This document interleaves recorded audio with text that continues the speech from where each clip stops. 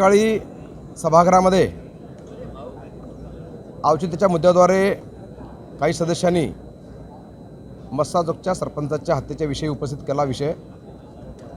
त्या विषयामध्ये विरोधक राजकारण करू पाहत आहेत। अध्यक्षांनी उद्या 101 द्वारे सविस्तर चर्चा या विषयावर ठेवलेली आहे, पण विरोधकांची मागणी होती की आज चर्चा करावी। पण आमचं म्हणणं यावर असं आहे की घाईगडबडी चर्चा करण्यापेक्षा सविस्तर चर्चा या विषयावर व्हायला पाहिजे। विषय परभणीचा असेल किंवा मस्साजोगचा असेल, या दोन्ही विषयावर सरकार अतिशय गंभीर आहे। आमच्या माननीय मुख्यमंत्री महोदयांनी या विषयात SITची घोषणा केलेली आहे। सध्या CIDकडे तपास चाललेला आहे। सरकार गंभीर आहे।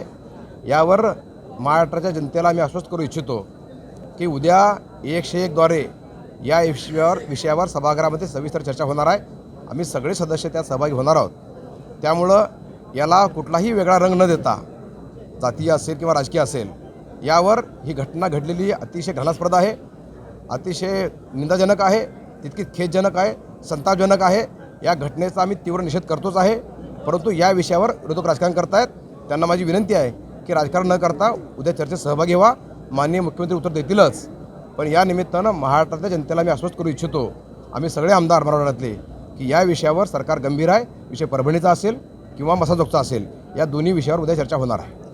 हा विषय माझ्या मतदारसंघातला आहे।